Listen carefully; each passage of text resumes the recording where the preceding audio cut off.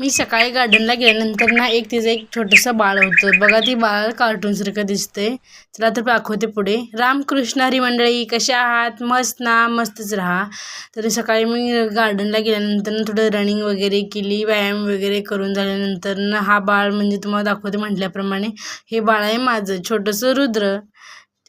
मस्त असं रुद्र सकाळी जरा थोडं लवकर उठलं होतं, त्यामुळे बाबा त्याला गार्डनमध्ये घेऊन आले होते. म्हणजे आम्ही दोघं येऊ शकत नाही ना, त्यामुळे बाबा रुद्रपाशी थांबतात आणि मी रनिंगला आणि त्याने गार्डनमध्ये येते. मग घरी जात असताना रुद्रला आम्हाला नारळ पाणी पाहिजे होतं, म्हणून रुद्रने त्या ठेल्यावर त्या नारळावरच बसली की मला पाणी द्या म्हणून. मग अगोदर रुद्रला पाजवलं, मग मी पण नारळ पाणी एन्जॉय केला. नारळ पाणी पिल्यानंतर कसं मन फ्रेश वाटतं म्हणून नारळ पाणी पिलं.